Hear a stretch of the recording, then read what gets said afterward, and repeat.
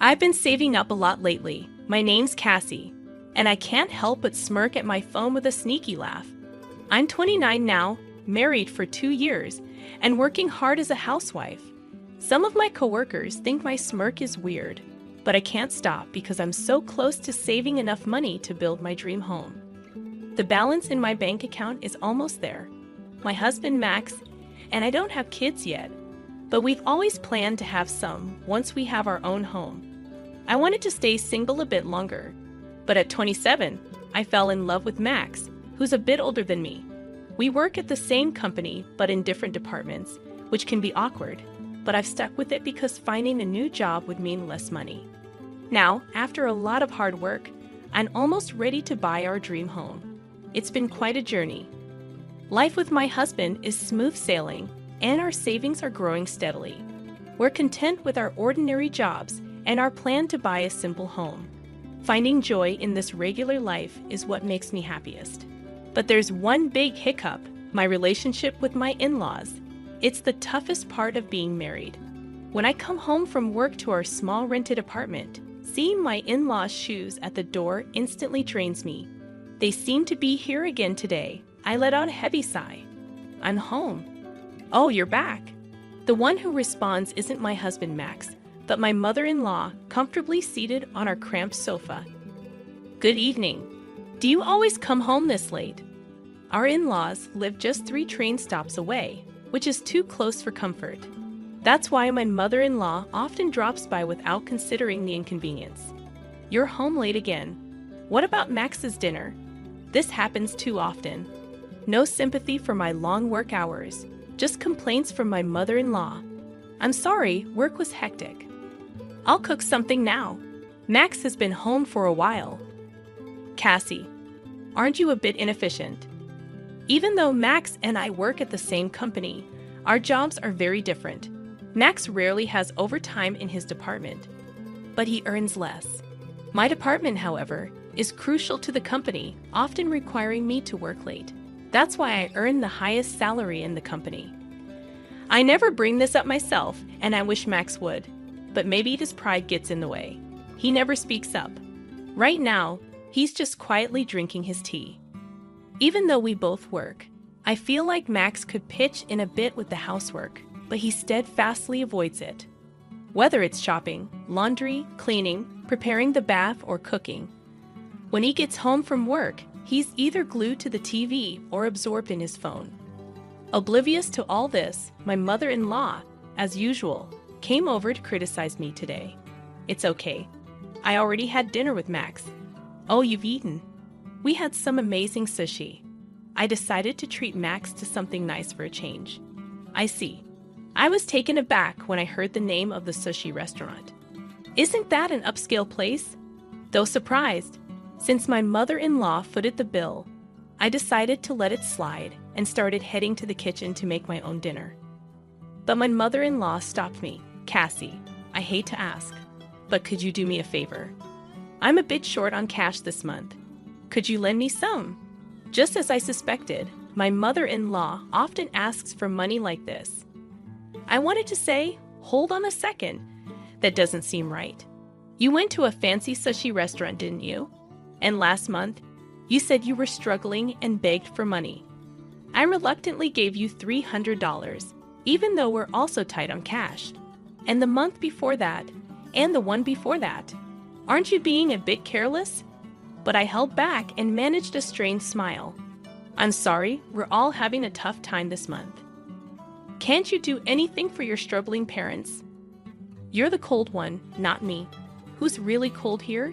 Your son, who neglects his duties at home, leaves his wife alone, and goes out to eat sushi. Seems pretty cold to me. Finally, my husband Max chimed in. Cassie's mom is in a tough spot. Can't you lend her a hand? Oh, so we're really struggling this month, huh?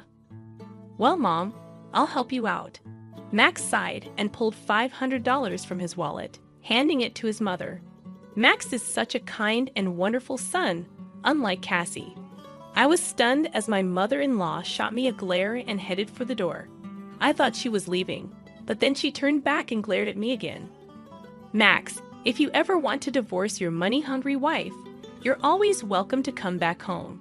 I'll keep that in mind." With a slam, my mother-in-law left. What was that all about? I turned to Max, who was already lounging on the sofa with his phone. I confronted him. "Why did you give her $500? If we have that much extra cash, why not put it towards our household expenses?" I had my reasons for asking. While Max pays the rent for this apartment, that's the extent of his contributions. I cover all the bills like utilities, phone, groceries, and other expenses because Max refuses to chip in. "What do you mean? I pay the rent, don't I?" You expect more than just that. You're so greedy. That's Max's usual way of avoiding financial responsibility. I'm taking care of everything else, including the phone bill you're holding. It's understandable you earn more, but I only make a bit more than your salary. We're barely making ends meet with our expenses and savings. Oh, you have enough to save? Then you should be fine. Suddenly, he reached out his hand when I mentioned savings. What's this for? I gave my mom $500, and now I'm broke. Can you lend me some cash? What? Seriously, this is unbelievable. Despite keeping almost all of his salary except for rent, Max always claims he's short on money every month. He used to justify it by saying, "A man needs to socialize and entertain," and I reluctantly went along. But not today. Why should I foot the bill for you and your mom's sushi? Why am I responsible for that? It's a way to honor parents. What about me?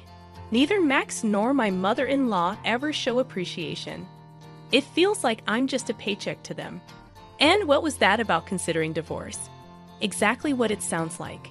If you keep being so tight-fisted, I might have to consider it. With that, Max locked himself in the bedroom. He even went as far as locking the bedroom door. In our tiny apartment, there aren't many places to go. With the bedroom inaccessible, my only option was to sleep on the sofa.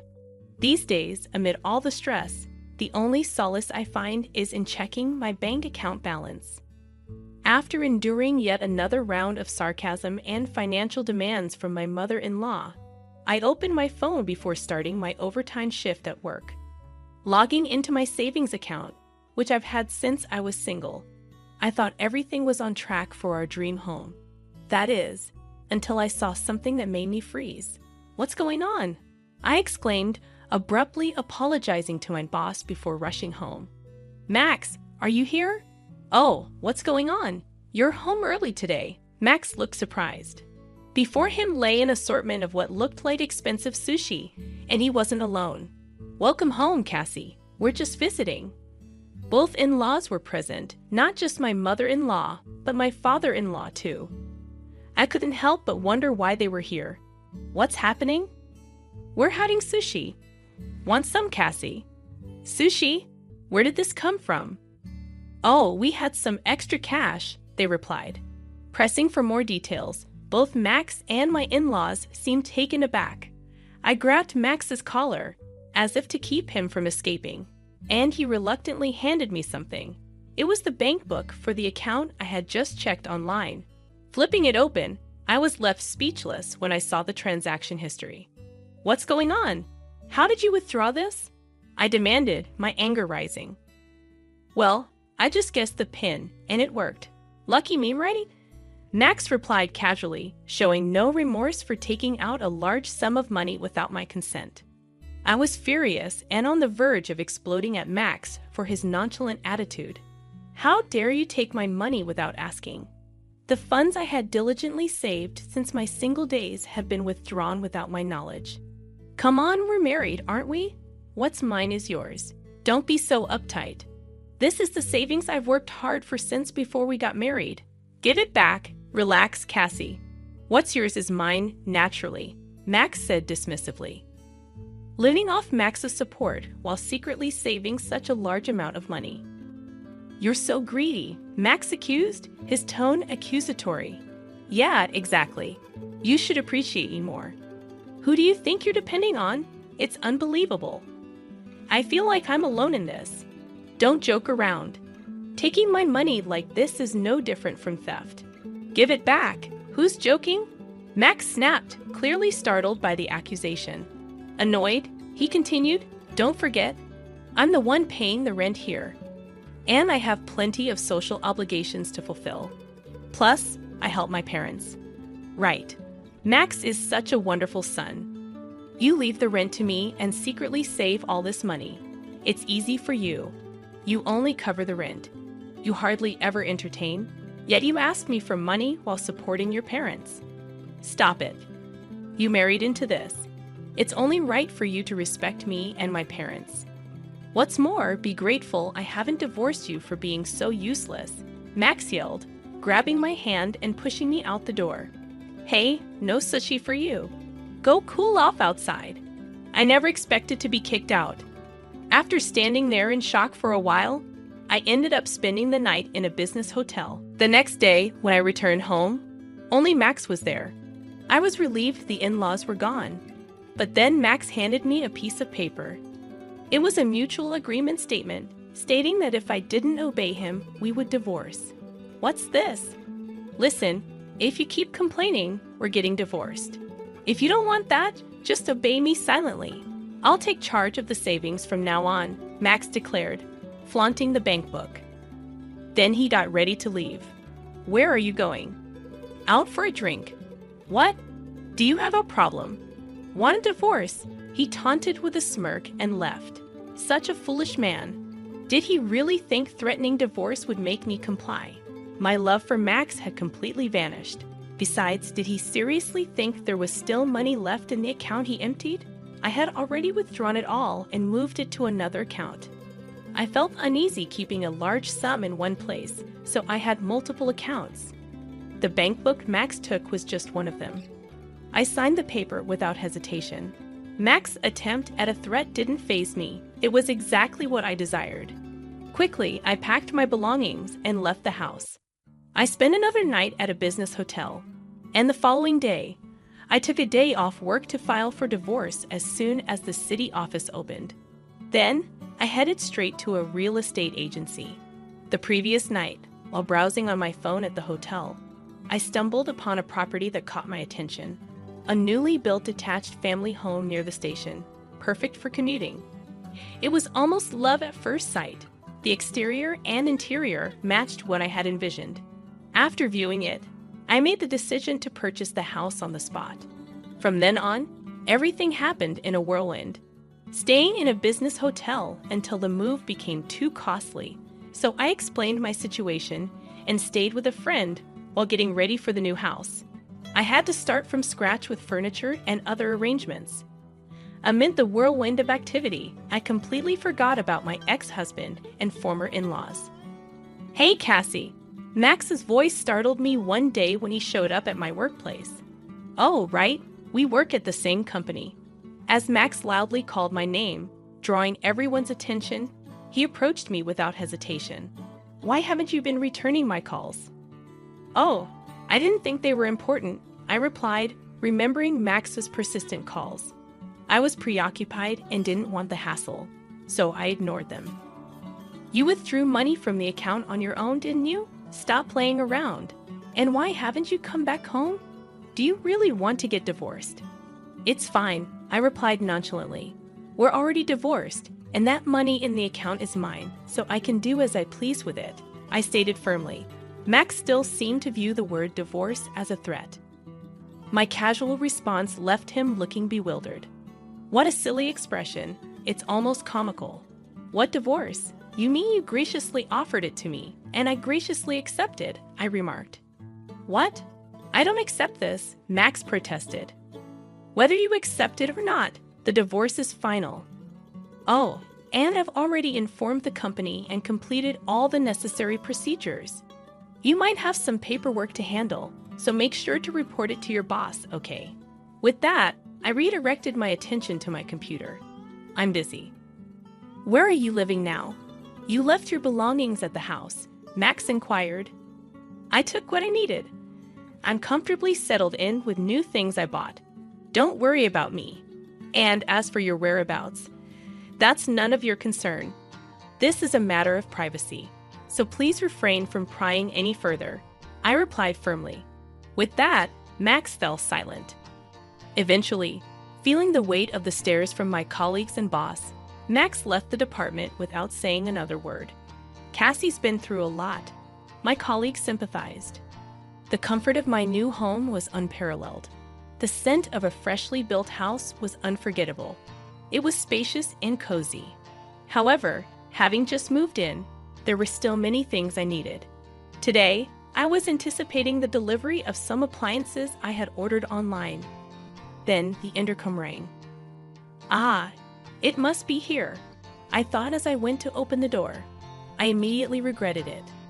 I cursed myself for not checking the intercom. Standing before me was Mother. Technically, my former mother-in-law, but the words slipped out in my surprise. There she stood, accompanied by my former father-in-law. And further back, Max was lingering. "Long time no see, Cassie." "I'm coming in," Mother announced. "Wait, hold on," I protested, taken aback. My former mother-in-law barged into the house and began inspecting it as if assessing its value. "Oh, this property is quite nice. And this furniture is lovely. Move it to my room, will you? Oh, there's a basement too." "Excellent. Then this will be our room," she declared. Excuse me, but what's with these curtains? Dreadful taste. I'll choose new ones for you, so hand over the money," she continued. "The garden is quite spacious. Perhaps I'll start a vegetable garden." What were these people going on about? Confused, I turned to Max. "Max, what is?" "Be grateful, Cassie," Max interjected. I was about to confront them when my former mother-in-law cut in with irritation. I looked at her smug expression. "It's not much of a house, but as a gift for the parents, it's decent. If it's a two-family home, we'll move in. Of course, as the wife, you'll do the housework. We'll be generous and only ask for $1,000 a month for our allowance." What? What on earth is she saying? Are they from another planet? I couldn't comprehend and just tilted my head. "As the wife, I'm single now, you know," I added, surprising both my former mother-in-law and myself. "Max, you didn't tell them?" I questioned. "I don't accept it," Max shouted. But it didn't matter whether he accepted it or not. The divorce was final. We were complete strangers now. Upon hearing my declaration, my former mother-in-law's face paled. "What do you mean you're abandoning us?" "Your parents." "My parents live in the countryside. I was planning to invite them over soon," she protested. "Don't joke around. This house is ours," she insisted. "No, it's mine," I retorted. What was she thinking? This house was purchased with my savings in my name. "Then where are we supposed to live?" she demanded. "I don't know. That's not my problem," I replied, feeling the weight of their expectations. Apparently, they had already sold their house, and the contract was finalized. They planned to live a comfortable life in this house with the money from the sale and whatever they could extort from me. It was a frightening plan. "I don't accept this," my former mother-in-law continued to protest. "But it doesn't matter. We're strangers now, and this house is mine. I won't accept it, absolutely not," I asserted firmly. In her anger, my former mother-in-law ripped the curtains. "Hey, what are you doing? These things I don't need. Such bad taste. This is my house. I'll dim as I please," I snapped back. "That's right. What's yours is mine. Everything you own is mine," she insisted. "Listen, I don't accept this divorce, and both my parents and I are going to live here," Max shouted out. "Oh no, this is getting out of hand," I thought, just as I heard sirens. I had secretly called the police when Max and my former mother-in-law barged into the house. Finally, the police arrived. "What are you doing?" "We haven't done anything wrong," they protested. "That's right. If anyone should be taken, it's this woman," my former mother-in-law added. After a scene, they weren't arrested but were escorted away by the police. It had been a tumultuous day. After being released, Max continued to come by, insisting on reconciliation and getting picked up by the police each time. He even followed me to work. So after consulting with my boss, George, he received the stern warning. Misusing his wife's savings and assaulting her new home became the talk of the office, leading to an uncomfortable working environment for Max. His resignation seemed to affect him mentally, and he struggled to find new employment. My former in-laws, having sold their house, moved into the cheap apartment where Max and I had lived. It was an old, poorly maintained place, so it wouldn't have fetched much money. With the money from the sale, it seems like the three of them will be able to live modestly. Finally free from all the drama, I'm relishing the comfort of my own home. Although I offered to have my parents from the countryside move in with me, they're not quite ready to make the move yet. So, for the time being, I'm enjoying the solitude of living alone. Perhaps I'll consider remarrying if the right person comes along, but for now, I'm content. One of the first things on my agenda is to get a dog, something I couldn't do while living in the apartment. I also have plans to try my hand at gardening and to host home parties with friends. As I gaze out the window at the blue sky, I think about all the things I couldn't do before and how I want to embrace and enjoy life from now on.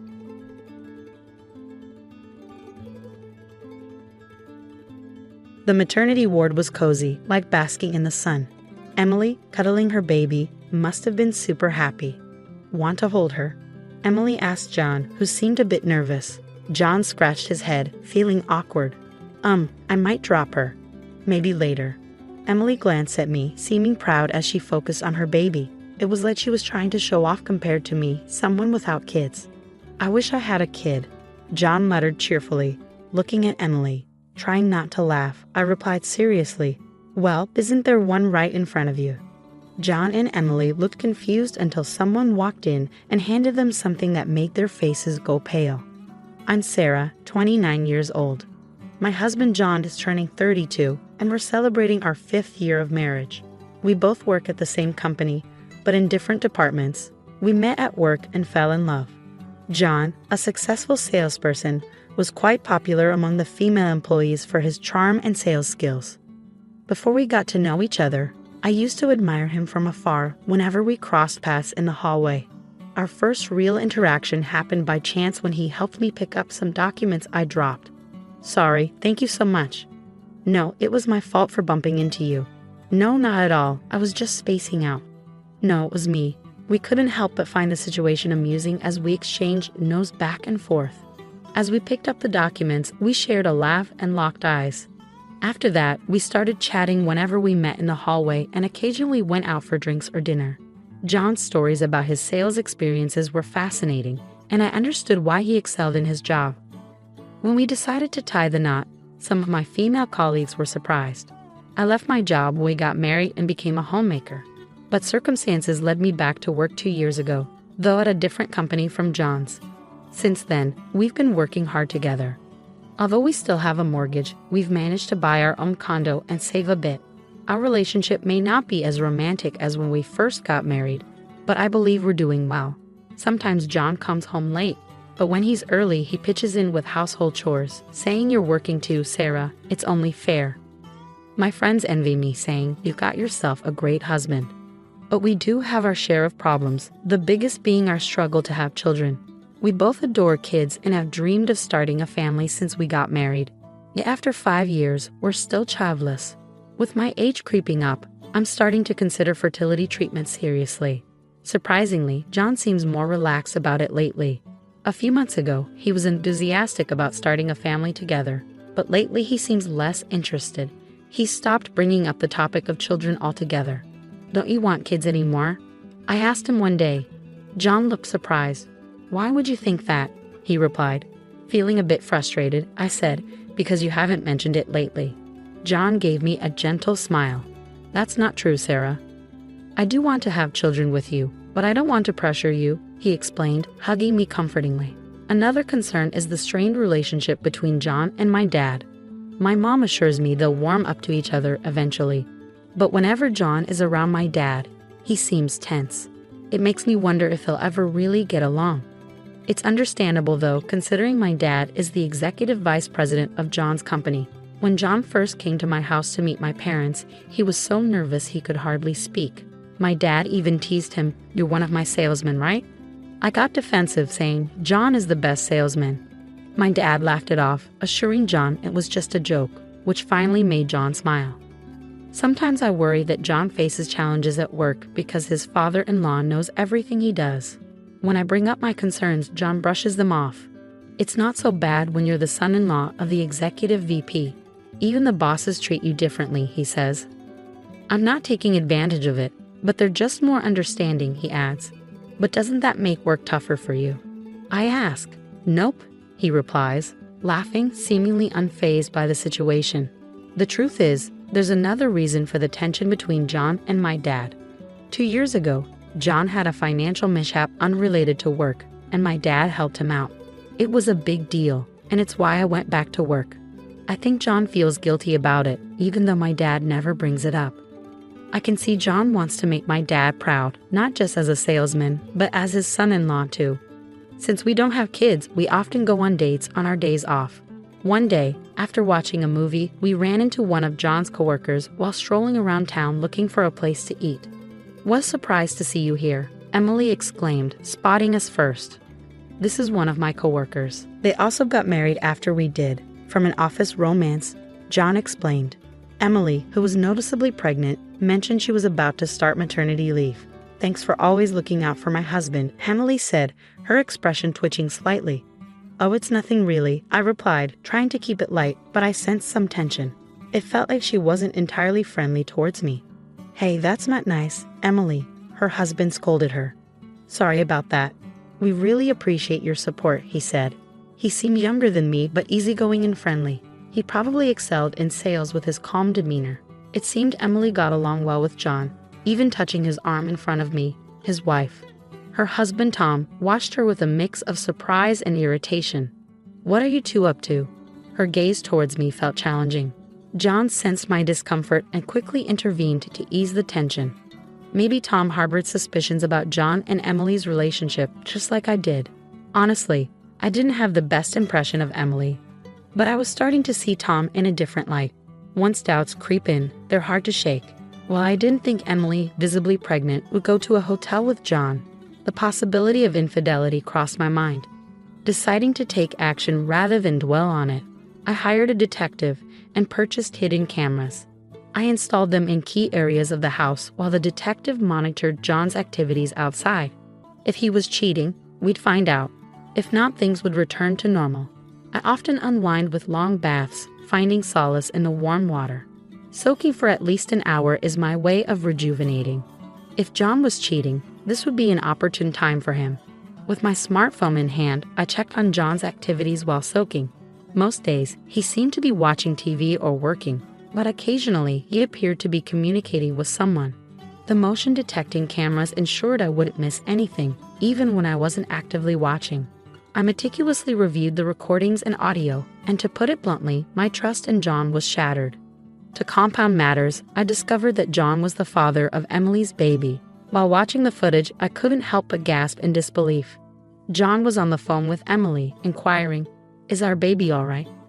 Though I couldn't hear her response, his serious tone indicated he wasn't joking when he replied, "That's wonderful news."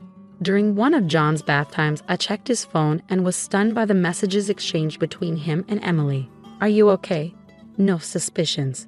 "Don't worry, he doesn't even know he's infertile." It was a devastating blow to his pride as a man. It felt too heartbreaking to confront him with the truth. Reading their conversation left me feeling unsettled. I couldn't help but wonder if Emily cheated because her husband, Tom, was sterile, or if John justified his infidelity because I wasn't getting pregnant. I scrolled through their exchanges, taking screenshots with my smartphone as evidence. Additionally, I retrieved Tom's contact details from John's phone. Wouldn't anyone in my shoes feel the same desire for revenge upon discovering this betrayal? They say misery loves company, and I made sure to gather ample evidence before reaching out to Tom, just in case he doubted Emily's infidelity or decided to take her side and thwart my plans. I arranged to meet Tom at the cafe without informing Emily or John. To avoid raising suspicion, I called ahead and informed him about Emily and John's affair. He didn't appear overly shocked or distressed when he arrived. When I thanked him for coming, he simply nodded. "Actually, I wanted to talk to you, Sarah, about something," he said. Curious, I inquired, but Tom insisted on hearing my side first. He explained that revealing John's betrayal would be a betrayal in itself. and he needed a compelling reason to do so. I presented Tom with the evidence gathered by the detective and the proof I had collected. As he examined the images discussing sterility, his expression twisted in disbelief. "Emily seems certain about this here. Do you know anything about it?" I shared that we'd been married for 3 years and underwent testing about a year into our marriage. Tom and Emily had been eager to start a family early on, so he found it strange that they hadn't succeeded after a year. After the testing, I never actually saw the results myself. Emily assured me everything was fine on her end, he explained. Listening to his side, I realized the depth of the deception. I pondered why Emily didn't divorce Tom, knowing he couldn't have children. "Oh, that's because Emily is in debt," Tom explained. Apparently, Emily's desire to flaunt her lifestyle led her to rack up debts buying designer bags and clothes she couldn't afford on her salary. Now they were working together to pay off the debt, with the condition that Emily would curb her extravagant spending. Remembering Emily's behavior last time I saw her, her need for attention and luxury made sense. She probably felt threatened by John's attention to me and maybe wanted to make Tom jealous too. "Debt, huh? Sounds like a perfect match for John," I blurted out, earning a puzzled look from Tom. In gratitude for his honesty, I decided to share something about John from 2 years ago. "Interesting," Tom remarked with a smirk, clearly thinking along the same lines as me. "I'm considering a divorce," I confessed. "Me too. It's comforting to know you're thinking the same," Tom replied. Then he revealed something he had been holding back. "Was your first encounter with John really accidental?" he asked. I nodded. "Yes, I dropped my documents and John helped me pick them up." "It wasn't an accident," Tom interjected. "What? He did it on purpose to create an opportunity?" According to Tom, John had noticed my interest in him for a while. Tom was convinced that given the opportunity, John could get close to me. As I felt my cheeks flush with embarrassment at my own obviousness, Tom continued. "If his interest had solely been in you, Sarah, it would have been one thing. But that wasn't the case." "How so?" I inquired. "Because of who you are, the executive's daughter." John seemed quite pleased when he boasted to Tom about getting close to the executive director's daughter, meaning me. He seemed to view marrying me as a shortcut to advancing his career. It all makes sense now. That's why he was so mindful of my father and got so jittery when he met us, I realized. He even went around at work telling people he could easily talk to my father-in-law, the executive director, John bragged. I hadn't known about this since I'd left the company. John had brushed it off, claiming people were just being considerate on their own. But that's not the case. He married me to exploit me, to use my father's position as a threat. Yet he turns into a nervous wreck in front of my dad. It's pathetic, I confided in Tom. "Can you get tested again?" "I'll do the same," I suggested. As for John and Emily, I had no intention of forgiving either of them. John had been antsy and excited for days leading up to the celebration of the birth. "What should we get for the celebration?" "It's a boy," he'd exclaim happily, selecting gifts. The maternity ward greeted us with warmth and sunlight upon our arrival. Emily and Tom warmly welcomed us, and when John presented the clothes he had chosen, Emily's face lit up with joy. Tom excused himself to fetch drinks. With John attentively watching, Emily held the baby, radiating happiness. "Would you like to hold him?" John asked me with a smile, surrounded by our colleagues. John hesitated, scratching his head. "Nah," he mumbled, glancing at me. Sensing my lack of enthusiasm, he quickly composed himself. "I'm afraid I might drop him. Maybe later," he added sheepishly. Emily glanced at me, then chuckled, focusing back on the baby. It was evident she was subtly competing with me, knowing I didn't have children. "I'd love to have a kid of my own," John remarked cheerfully, his gaze fixed on Emily. I almost laughed out loud at his comment but managed to maintain a serious expression. "Well, isn't there one right in front of you?" I quipped, trying to sound casual. Both John and Emily looked at me with confusion just as the door to the ward swung open abruptly. Tom entered with a couple of bottles of water, apologizing for the delay as he handed them out, slipping a folded piece of paper to Emily. Emily's expression shifted from confusion to shock as she unfolded the paper, revealing a divorce notice. "What is this, some kind of joke?" she exclaimed in disbelief. John, equally stunned, glanced at the document in her hand. "Come on, Tom, this isn't the time for jokes. It's in poor taste," John remarked, his tone flat. "It's no joke," Tom replied firmly. Emily's confusion turned to pale confusion, while John moved to confront Tom. I stepped in front of John and handed him my own set of divorce papers already unfolded. "I'm not joking either," I declared. Moving to Emily's bedside, I laid out photos showing John visiting her house frequently during her maternity leave. "What were you doing at my house when my husband wasn't home?" I demanded. John, attempting to explain, claimed he was merely being considerate, checking in on Emily since they started at the company together. "Yeah, John was just being thoughtful," Emily chimed in defensively. Their attempts to justify themselves seemed almost comical, as if they could talk their way out of the situation. It was absurd, especially considering their late-night communications. Was that concern for Emily or for the child in her belly, perhaps your own? I challenged John, sensing his anger rising. "Stop it, Sarah. Emily is my colleague, and it's natural for her to be anxious about her first child," John retorted, his tone sharp. "You're just jealous of me, aren't you?" "Just because you can't have kids," Emily interjected defensively, her words dripping with venom. I couldn't help but snort at her accusation, which only seemed to fuel her anger as she glared at me, her face flushed with frustration. "Don't listen to her, Tom. This child is truly yours," Emily insisted, attempting to divert attention from the conversation. But Tom's mocking laugh coincided with me showing Emily the incriminating evidence on my smartphone. A recording of John joking about his own infertility, followed by a video of him inquiring about the well-being of our child. "See, should we check who you were really talking to?" I challenged as Emily's bravado faltered in the face of undeniable proof. "We're just co-workers, joking around," Emily stammered, trying to regain her composure. I glanced down at her with pity as she met my gaze defiantly. "Hold on to him properly, Emily. He's a precious life," I advised gently as the baby stirred in her arms, almost falling. The sudden cry of the baby pierced the tense atmosphere.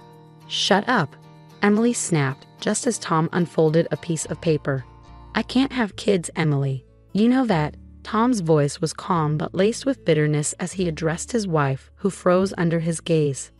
"Let's get a divorce," we both declared to our partners, the finality of the decision hanging heavily in the air. John, still attempting to salvage the situation, pointed a finger at me.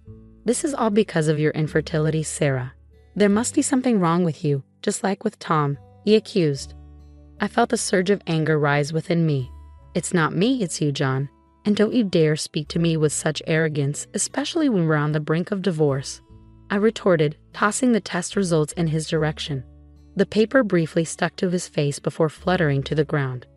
"Who do you think you are, speaking to me like that? Did you believe blaming me would absolve you of your actions?" I demanded, spelling it out for him once more. "Divorce. Do you even comprehend the gravity of that word?" John's face drained of color as he stammered an apology, begging for forgiveness. "Huh." Emily's astonished voice interjected as John pleaded. Tom and I exchanged a knowing glance and chuckled softly, reflecting on John's past mistake of accumulating a hefty debt through stock trading, which my father had covered. I had started working to repay it. My father's assistance came with a condition. John signed a promissory note. In addition to alimony, John would now face relentless pursuit for repayment from my father. With Emily's debt added to the mix, their future looked bleak. "Well, best of luck to you both. You'll need it. We'll settle the rest through our lawyers," I declared, leaving John on the floor in tears as Tom and I exited the hospital room. My father, even angrier than me, enlisted the help of a lawyer he trusted to extract every cent from John, even tapping into John's share of our joint assets. But it still wasn't enough. John, now remarried to Emily but unaware of each other's financial burdens, faced criticism from Emily's parents upon discovering the truth, leading to yet another divorce. Emily's parents, while temporarily covering her debts, eventually had to send her back home, where she endured daily reproach. Despite the hardships, their grandchild, the innocent babe, was showered with love and lacked for nothing, which eased my concerns. John, unable to remain at the company, resigned and now resides in a modest apartment, toiling from dawn till dusk to meet his obligations of debt, alimony, and child support. Meanwhile, I've settled into a rented apartment, embracing solitary living, Tom and I have become drinking buddies, meeting up on weekends for quiet moments of camaraderie. He may not be as chatty as John, but I appreciate the peaceful